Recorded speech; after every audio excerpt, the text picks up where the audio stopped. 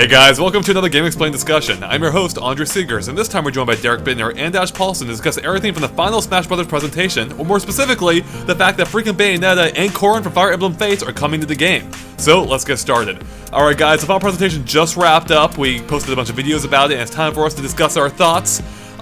So what did you guys think about this? I'll get your guys' reaction first, but I know both of you, I'm actually not too familiar with either of those franchises that much, whereas I know both of you are more than me. So, what do you guys think about this? This is amazing. This is directed directly at me because I love Fire Emblem. Having Fates come out and having Corrin being another character, that looks great. I love the way he and she look to play, and then Bayonetta is so big, and I did not expect it to happen.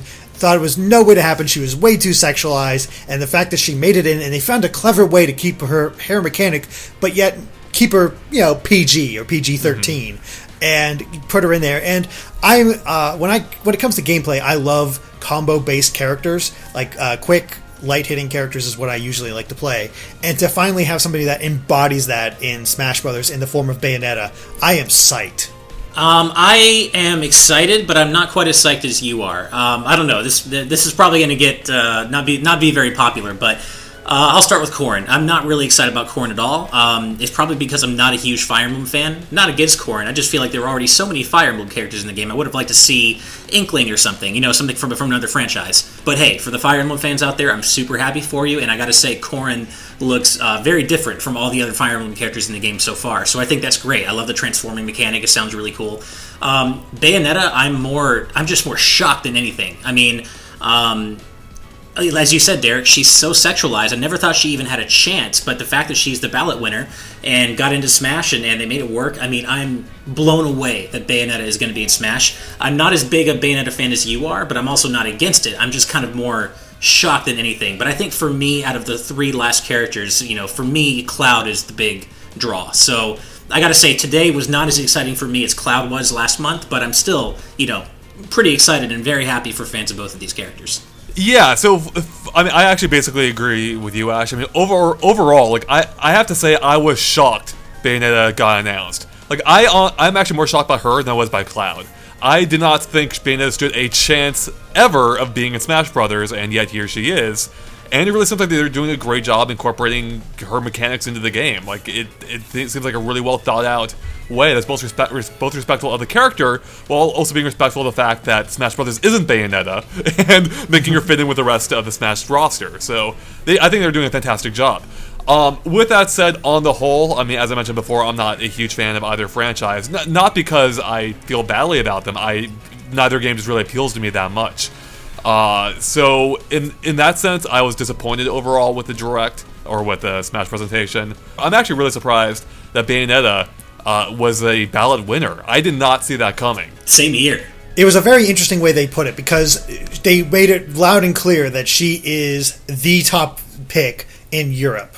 And then in America, she was in the top 5 of feasible Smash Brothers characters. Who knows what that means? I guess, I don't know whether, some of these characters were just not feasible, or, Shovel Knight just couldn't work, or whatever other characters just could not work. And so of the characters that were feasible, as well as the fact that Europe just wanted her overwhelmingly, I think that has to do. A lot of people I'm seeing a couple little people things here and there that, are we sure? Are we really getting represented here? Or is it just sort of we can put Bayonetta in, so let's put Bayonetta in? But it's impossible to say. It is. I mean, and that's a fear, if you want to call it that people have had, ever since they announced the Smash ballot. It's do we actually have a voice in this? Regardless, even putting that aside, I'm just surprised by the fact that Bayonetta registers as highly as she did, regardless of who may have beaten her in certain regions. Yeah, I mean, I have to agree. I mean, I know Bayonetta is popular, but I mean, Bayonetta 2 barely even got made because of, because of how unlikely, I mean, Bayonetta 1 sales were fine, but 2 almost didn't get made, and then Bayonetta 2, as far as I understand it, didn't really sell that well. Now, I know some of that is because of the Wii U's low install base, but, I know Bayonetta is hugely popular with her fans, but I never saw Bayonetta as this, hugely popular character overall, Apparently, though, she was number 1 in Europe. Again, I guess out of the, negotiable characters. But, I guess the long and short of it is we're never really going to know. But either way, Bayonetta had to do incredibly well to be the quote-unquote ballot winner. And I think, she might not be huge, but there's other characters that are not huge. I mean, the thing with Corrin getting in, which is kind of incredible, is that this is the second time Sakurai has used a Fire Emblem character that has not had a game out yet. Roy's game when he was in Melee was not out yet. So, it's sort of a repeat of Melee in the fact with Corrin and Bayonetta. I think it might be just Nintendo liking this character or, the fan base enjoying it that much and then just finding a way to make it work. Because to me, Bayonetta is now like a second-party character of Nintendo since they obviously didn't publish the first one, but they did publish the second one and got the first one on Wii U. And so it just... it's not, to me, she's not a third-party character in the same way as some of the others. Yeah, she doesn't have that immediate classic appeal that some others have, but I think she fits for this sort of modern Nintendo. And the thing is, it really feels like with a lot of these more recent editions, they're pulling from modern Nintendo staples. Yeah, I mean, that does seem to be the case. And I guess, actually, as I'm doing this discussion, I have video playing from the Smash Brothers announcement just that I had it on the timeline. And I'm looking at Cloud, and I'm looking at the art style and how it feels like Cloud already was a step toward in the Bayonetta direction, if that makes sense. Like a more mature, darker look for a character that typically hasn't been represented in Smash. So Bayonetta kind of, looking back on it, it kind of makes sense, but it still doesn't. I was still completely shocked by that. And again, I think they're doing a great job with that. I think the disappointment overall really is coming from, God, I already forgot her name. Corrin? Corrin. Corrin, thanks, yeah. Just because, for me, I think for some people who aren't completely vested in the Fire Emblem, a big chunk of this roster now is dedicated to Fire Emblem. And there's nothing inherently wrong with that. It's just that if the series doesn't really appeal to you, it's hard to get invested in a character. It's just that it doesn't personally excite me. And it's funny, Derek, that you touched on this being the second Fire Emblem character coming out before their game was even out, coming to Smash Brothers first, because Sakurai just touched on that in a recent interview from some book about Fire Emblem in Japan, and it feels like that was perfectly timed, almost to serve as damage control, because in that in that interview, he discussed how how they add characters to a game and how it's very much based on what's popular at the time, or the climate of the gaming industry. And of course, this is going to be a big game coming up very soon, and in that context, it makes a lot of sense for this character to be added at this time. Well, but in the same context, that's kind of why I wish. Again, I'm super happy for Fire Emblem fans, but I do kind of wish it had been Inkling, just because I think it would have been kind of romantic in a way to have this latest Smash game, the biggest celebration of Nintendo history ever so far, to be capped off with Nintendo's latest iconic character. I think that would have been kind of perfect, really. So I was really pulling for Inkling, I have to say, but. You know what? It's not up to me, and Corrin looks pretty cool, and I'm happy for Fire Emblem fans. It's just not personally who I would have chosen. Yeah. Touching on Fire Emblem, the fact that we have 6 representatives now, which is crazy. I think Fire Emblem has some of the most representation of any of the Smash Brothers lineup, as far as games, characters involved in games, and I think the only one even getting close to them is Mario at this point. They're the Mario Kart Koopalings of this game. Yeah, except but also more diverse Pokemon, and interesting. Also Pokemon. Oh yeah, Pokemon. So they're a bit tied with Pokemon now, which is insane to talk about because this is a franchise that almost died before Awakening. This was ready to be done with, and all of a sudden, Awakening gave it that resurgence. People are interested in Fire Emblem. The characters are everywhere. It really feels like Sakurai is pulling for this franchise. Almost more so, people always like to give him, of course he plays favorites with his own franchises, how he had Meta Knight be super powerful in Brawl, or the fact that there's 3 Kid Icarus characters now in the game. It's, they claim that, but yet Fire Emblem is the one that's coming back to it. And I have a feeling like there's just that resurgence that people are interested in. I kind of, as a Fire Emblem fan, and I'm just more of a casual fan to it compared to a lot of people, it's nice to see them get that recognition. Now, I know other Fire Emblem fans will be questioning the choice of Corrin when there's so many characters to choose from, especially ones that aren't sword wielders. But this one does avoid the blue-haired trope. It does avoid, the sword is quite different, and the transformation aspect makes Corrin incredibly unique in comparison to any other Fire Emblem character, any other sword user in reality. And I think that might be strong enough to, like, if people are willing to download Corrin, I think they might be won over by him and her. Well, speaking of that trope, can I just say that I'm so tired of the anime swordsman trope, because, people, there are no anime swordsmen in Smash. Literally, there are 0 anime swordsmen. I've already talked to someone on Twitter about how they're complaining that Corrin is another anime swordsman.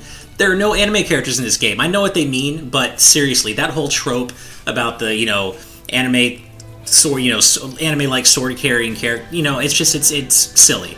They are all appreciably different. Shulk is different from Cloud, who is different from Marth, who is different from Ike, who is different from Corrin. Yeah, we have Lucina, and, Lucina's a clone, but really, that trope is so silly at this point, and I agree with you, Derek. I think if people give Corrin a chance, regardless of people like me and Andre who don't necessarily have a lot of love invested in the character or the franchise, I think if people download Corrin, they'll see that this is not just another Marth.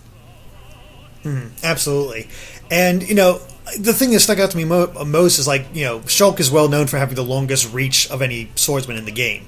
Corrin beats that, which is insane. Right. Being able to pin a character down like that, there's so many unique elements to this that I really enjoy. Now, the thing is, there's a lot of counterattacks in Smash Wii U and 3DS. Corrin has another counterattack, and Bayonetta has an admittedly unique counterattack as well.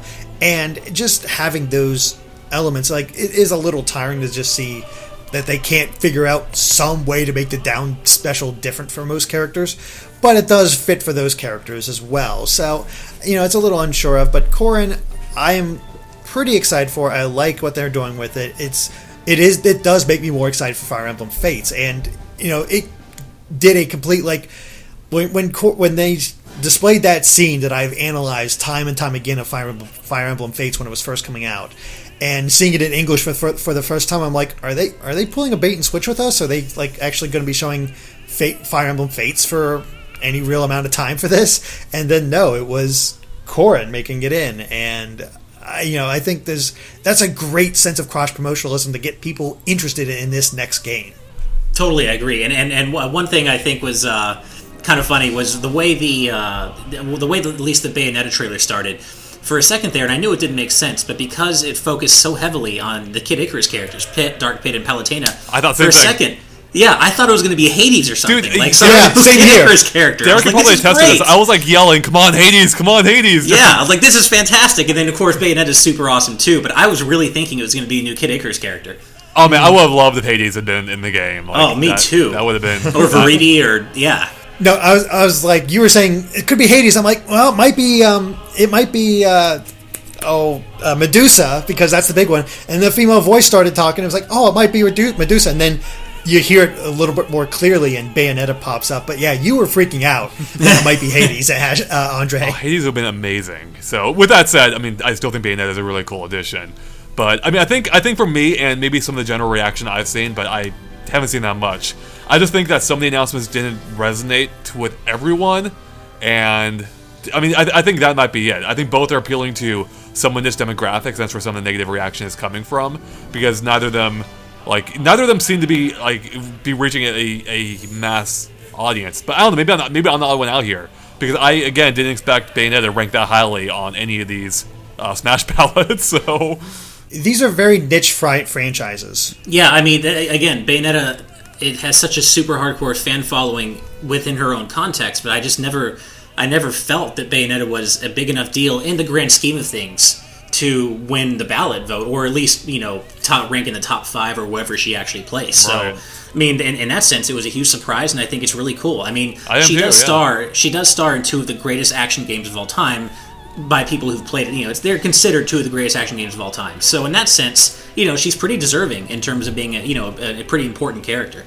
What do you guys think of her stage, by the way? Oh, it looks awesome. I think it's cool. Yeah, I mean, I think it was the obvious choice for her stage because I have played some of Bayonetta 1, and that is such a memorable opening set piece that the with the clock tower pieces kind of floating in midair and falling. It's a really memorable kind of part of the game, and I think it makes perfect sense. Yeah, totally. And you have all the, it's a great way to keep things in motion, have, various enemies in the background pop up and maybe do something. It was hard to pay attention fully during, because we're doing all this other work as we're doing this, but the platforms flying around, I love crazy levels, and Bayonetta is fitting that bill so well, and it looks, I don't know, like a ton of fun, and I love that. I think that's why I'm excited for Bayonetta, because she brings crazy action, and that's what I crave most in Smash Brothers.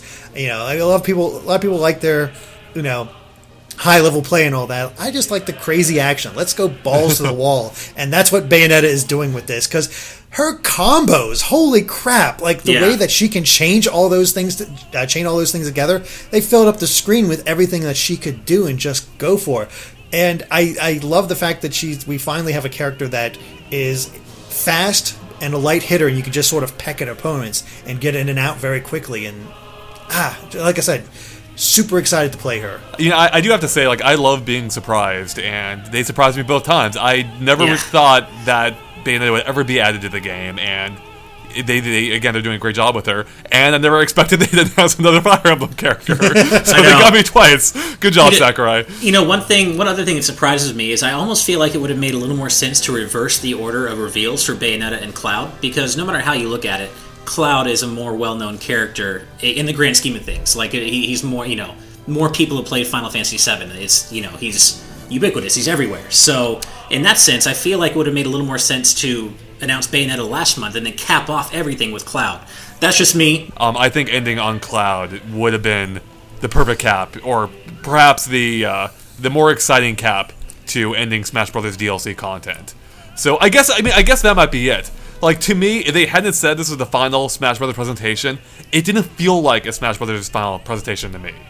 It didn't really feel final. It's actually really depressing that it is, because it didn't feel like the end. It doesn't feel like the end. It's really weird that this is it. Yeah. Not that there's an incredible amount of content here, and the character roster is incredible at this point, but it doesn't really feel like it should be over, with this presentation. I don't know. It's just a little sad to think about. I mean, the whole thing is kind of weird, because we're kind of fortunate in the sense that we're still getting content for a game that had a ton of content when it launched, more than a year after it released. But at the same time, we've been riding this hype train for so long. It's just a little bit disappointing when you get to the final stop, and it's not quite what you expected. Even if what they're making still looks like they're putting a ton of detail into it and are really doing a good job. So yeah. Once again, I'm in the minority here. And also, Derek, I don't think you're in the minority. I mean, I think we are. And again, we're not excited for Bayonetta, but I think you're in the majority. Wait, hold on. Okay, so actually, that's a good question. Do you think we're in the minority and Derek's in the? For Bayonetta, I think so. I'm not sure about that. I honestly don't think really? so. Yeah, I don't think so either. I honestly don't think so. I think more people are a little unsure about this because they are niche franchises. The thing I was actually getting about is about me being in the minority overall, though, is as far as you two, how you think Cloud should have been the last one announced. Obviously, Cloud is ready more so than Bayonetta. They still have work to do on Bayonetta and Corrin to have those ready for February release. If they had announced Bayonetta but not had her available till February and said, but the character that we're going to actually have playable come out, with those leaks, Cloud would have been leaked, and we would not have had this amazing moment where Cloud just comes out of nowhere that nobody expected. That's an incredibly good point. I didn't think about it from that angle. Exactly. Because Bayonetta and Corrin are not coming out today, we could get that fresh, that joy of seeing a brand new character. And because they showed Cloud during the Direct, which is a bigger deal in all the grand scheme of things, I think, is to have part of these other big things that Nintendo as a whole, here's, check out this thing, and now we're capping this off with Cloud. I think that's a bigger deal, and I think, we can look at it as this is the last big hurrah. And Bayonetta and Corrin are sort of like an epilogue Yeah.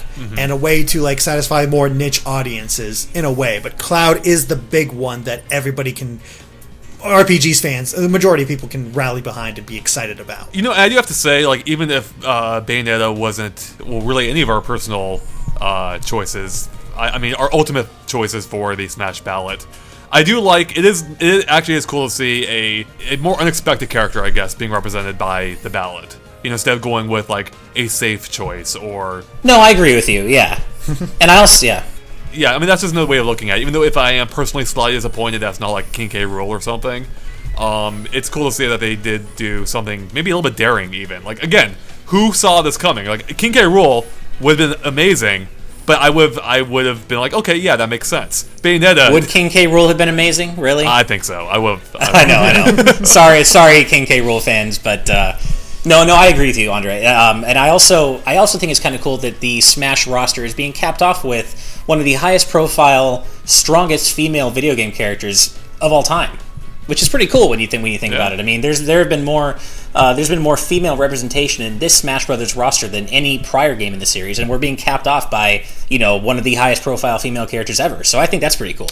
That's definitely cool. If only it were Dixie Kong. No, I'm joking. I do wish Dixie Kong had been added as well. Yeah. Oh, that'd be, man. If they were a duo, that'd be so great. I still want the Windfish. No, I'm still, yeah. What happened to our GLA? Oh, right. That too. That's true. That too. Our number one prediction. Actually, I have to say there was a third shocking moment in all this. Actually, there was two more shocking moments. I was shocked Wolf is not coming back. I am so surprised that I was confident Wolf was coming to this game, and I have to hand it to him. Like, he's not. Like, it seems like that would have been a relatively easy addition, and it's not happening. So that caught me off guard. No, Wolf is so surprising because that seems like such, a kind of a fan favorite character in the same way that Roy, Mewtwo, and others were. Like, I know people that were really excited and like really hoping that Wolf would come back because there has always been that sort of debate whether Wolf is a clone or not, and a lot of people come down on the side that he is not. He is significantly different, and this would have been an opportunity to give him a little bit more differentiation in the same way that Roy got that differentiation. And it's honestly really shocking that we didn't get that. It's like I actually expected like 3 or 4 characters to be announced during this, and to only get 2 and to just spend a lot of time breaking down their moveset so precisely was much different from how I expected this thing to go. Well, remember that in the last patch there were placeholders for 3 more characters, right. So Cloud, Corrin, and Bayonetta. So I was kind of expecting 2 more characters after Cloud, but I totally agree with both of you about Wolf. I feel bad for his fans, honestly, because he was differentiated enough from Fox and Falco to really be his own character. And I feel like, in the same way, like kind of Lucas, I feel like porting him over from Brawl would have been less work than some other characters. So obviously, porting a character is never easy, but I'm just surprised that given that, the basis is already there for Wolf, that they didn't do it. Yeah, I agree. I mean, they've already ported several Brawl characters in. Wolf is kind of like the obvious one that's left out, so... But the Wolf brings up another thing. Like, Ash was talking about how great the female representation was in this Smash Brothers, which is wonderful to have. I hope in the next Smash Brothers game, they up the villain representation. There are so few villains in this game, and there are so many great villains from Nintendo's past. To not have them included is a waste. And I hope that's where they draw a lot of their new characters from, if, whenever we get a next... Smash Brothers game. Yeah, well, that's why so many people wanted King K. Rool, and definitely he's one of the higher status villains in Nintendo history. I mean, he hasn't been used in a while, but I still feel like he's, considered the main villain of the Donkey Kong franchise. So, yeah, I mean, it would be nice to see him added in the next game, though I kind of find myself wondering when that next game's going to be, because, I don't know, I mean, the NX isn't that far off, it feels like. I almost feel like that they're going to do like a complete edition of this game for NX before they actually do a completely new Smash Brothers game. I totally agree. I think what they're going to do is, in fact, I think Smash Brothers Wii U and 3DS tells us exactly what they're going to do. They're going to make Smash Brothers NX. They're actually going to call it that, and it's going to be a port or an enhanced port of the Wii U version with that they'll continue to build on with new content. So even though this is the end of content for Smash Brothers Wii U and 3DS, I think we're going to get even more for, NX, and I think it's going to come a lot sooner than any previous Smash game has. Yeah, I can see that happening. I mean, it is really crazy to think about when we were talking about the numbers before that, Brawl had almost 40 characters. Did any of us ever expect that we'd get almost 60 characters from this game? Yeah, it's pretty ridiculous. Insane. But I'm kind of wondering, because I feel so bad for Wolf fans, I kind of wonder how many people out there are going to start letting themselves believe that because Bayonetta and Corrin are being released in February, that Sakurai might have one more surprise later next year when those two characters release and surprise everyone with Wolf. I hope too many people don't do that, but I kind of wonder how many people will be that desperate about it. Yeah, I'm sure there'll be some desperation about that.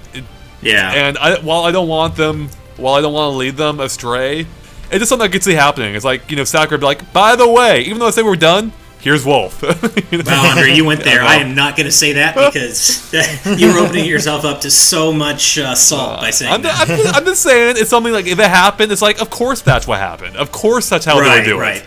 So, yeah. Anyways, there is one more big thing about this Smash Direct, and that is the fact that Nintendo remembered Geno is a character, which might be the biggest news of all time. And, of course, I wish you were an actual character, not just a hat. But the mere fact is being acknowledged for the first time since Mario & Luigi's Superstar Saga is big news. Honestly, it is. I mean, I'm shocked that is even a thing. I mean, I know a lot of people would have wanted him as a full character, but just the fact that Geno's getting referenced at all, and Super Mario RPG is getting referenced at all, is really pretty insane, in my opinion. And I think it's really cool. I mean, if anything, like, even putting aside the fact of it being Geno in and of itself, like, it does establish a better relationship between Nintendo and Square, between Cloud, between Geno, and a lot of people are wondering with Cloud's announcement, does this mean Final Fantasy will be coming to the NX? And I don't know if that's a sure thing or not at this point, but all the signs, like, it certainly looks like a plausible thing at this point. Whereas just a year ago, who would have thought that might be the case? If they can, no, totally, I agree. Yeah, if they can finally start working together again and get access to those characters that are owned by Square, that'd be huge. I mean, if they can keep up that relationship up until the next Smash, we could get a full-on Geno in Smash Brothers. I mean, it's completely possible. And honestly, the thing I'm most shocked about with the Mii costumes is the fact that we only get a Chocobo hat for Final Fantasy. I was positive we'd see like a Moogle hat, we'd get character outfits, like a Sephiroth outfit would be not unquestionable, or the lightning wig, exactly, or something to that effect. And we just got a Chocobo hat, and then we got the generic. I don't know what the heck the future spaceman thing was. Now some of the other costumes like Takamaru, Tails and Knuckles getting in there, and a couple other characters as well. That's really cool. Those are some really great choices, but it is surprising that they weren't able to take advantage of this Square partnership besides Chocobo and Geno. Mm-hmm. I will say that I am a little disappointed that Star Force Mega Man didn't end up being a costume, because he feels like the odd one out, since he's the only version of Mega Man that is part of his Final Smash that is not also a Mii Fighter costume. So that's a little bit of a shame, but he is obviously by far the least popular iteration of Mega Man, so it's not that surprising, I guess. Well, do you guys have any final thoughts about anything else they touched on, whether it be the new Amiibo they announced or any other smaller details they may have mentioned about the final Smash Brothers Direct? I do have one thing. Okay. One thing that surprised me, and I'm a little disappointed that the only remaining stages are Bayonetta stage and Midgar. Like, I thought maybe we'd get one more small batch of returning stages. I'm really shocked, honestly shocked, that there's not one returning Melee stage. I was really thinking Fountain of Dreams would come back, just because that's clearly the fan favorite stage from Melee, and we got Pirate Ship, we got a bunch of Smash 64 stages. I'm just really surprised that we didn't get even one Melee stage. I wonder if maybe that is part of the disappointment, is not even so much the specific announcements, just the amount of them, especially when we saw going in. I mean, granted, this is just like an hour before, but we saw this was going to be like a 33-minute direct or presentation. It's like, wow, they must have a ton of stuff.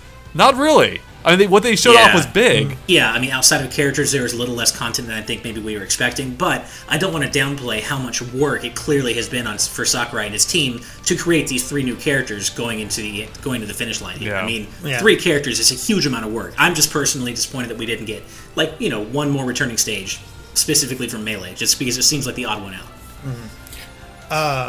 For me, I mean, they did do a breakdown of Cloud and show him off as a character and really detail how he's going to play. And I'm really excited to try him out. And I actually found it kind of funny because you and I, Ash, worked on that analysis, and we said Cloud will be able to charge his limit break automatically. Just from getting hit, kind of like Little Mac, and then everybody else is like, no, it's going to be a specific button, and that's how you're going to charge it. Nope, we're both right. Yeah, and I think you were the one that mentioned that it might be his down special, and I was the one that mentioned that he might also gain limit. His limit break might fill by taking damage and dealing damage as well. So yeah, we both totally killed that. Yeah, it's just funny to see, and the way Cloud works, and his really implementing how he played in Final Fantasy VII. So I guess just one final point that it just occurred to me. I mean, not only is this a final Smash Brothers Wii U and 3DS presentation, but I guess that also probably makes this our final Smash Brothers Wii U and 3DS discussion. Maybe. I mean, we'll probably want to do a discussion about Bayonetta and Corrin once they're out, right? Maybe talk about how we like playing as them, or maybe not. I don't know. I mean, we could. Sure, I don't think we've done that before, but I mean. No, that's true. I guess not. Well, then maybe this might be it. Which is really in a lot of ways, this is really sad that this is the end of the Smash hype train. Both because of Smash itself, and because these Smash discussions have been a lot of fun, not only for us, but I hear from fans all the time who specifically love our Smash discussions more than other discussions we do. And it's kind of over, and it's a little. I mean, this is also kind of when I joined GameXplain, was when Smash was just starting these discussions. Yeah, well, the first few discussions were just me and Derek by ourselves. And and I joined pretty early on in the Smash hype, with the discussions, and then now we've kind of come full circle. It's a little sad. Yeah, these have been going on for what, 2 years now? Wow, actually, two and a half years. Well, crap, that's right. We our first weekly discussion was early December, I think December 6th, and it was a Skull Kid Nexus trophy. So, if I remember correctly. So. Yes, because we had finally finished that analysis. That was huge because we were burnt out after E3, and it took us forever to actually get to it. And then it was like, okay, now we can start doing these weekly discussions to just cover all this stuff, rather than wait 6 months and do an actual analysis. And then it just sort of built up from there. That's right. That's weird to think about. I know, it is, man, time flies, man. But with that said, I have a feeling it's not going to be that long until we're back hyping the next Smash Brothers game. Because I really do think they are going to do something along those lines where basically where I'm coming from is there is too much content in Smash Brothers Wii U to just throw it all away. So I am convinced that for the next Smash game on NX, we are going to see them basically a upgrade of the Wii U version. Plus new stuff too. I think they're going to build on it as a foundation and continue delivering more content just on the new system. Well, I really hope you're right, because straight up, I would rather have that than a completely new Smash game with a different roster, because I don't see how there's any way they can go from this roster but down. I mean, this is such an incredible roster that unless every single third-party character comes back, it's going to feel like a disappointment. So, it's funny. How do they start over from here? Yeah, it's funny. We were just talking about this, I think, yesterday on Skype. Yeah. And, I mean, I don't disagree. Like, I think this is the right decision for Nintendo. I think that'd be that would be by far the smartest decision. They need they're gonna need big games on the NX. They're gonna need Smash for it. I feel like they probably don't want to wait as long as they did for past Smash games. And there's so much content in Smash NX. It only makes sense to build on that as a foundation, especially because a lot of people do think it probably is the quintessential Smash game at this point. With that said, for me personally, and as we talked about, Ash, at some point I would like to see them go back to the drawing board and maybe make a smaller scale Smash in the future, where they don't have to add like 80 characters in order for it to be a true Smash game, but maybe focus on a smaller roster and switch it up a bit, switch it up enough that the characters feel different and new. Every character feels different and new, because basically the Mario we're playing with now is still the same Mario as the Smash 64. So I would love them at some point to go back and maybe still make it a recognizable Smash game, but make it feel different enough that it doesn't feel like we're playing just another just a reiteration or another iteration of what we played already. But with that said, I think by far the best thing they could do at this point is remake Wii U for NX with even more content. I think that's a way to go at this point. Mm-hmm. Yeah. Yeah, no, I agree. So, real quick, before because I'm sure we're going to cut this off soon, but Smash NX. This game really long. Yeah, I know. So, Smash NX, character you want most, go.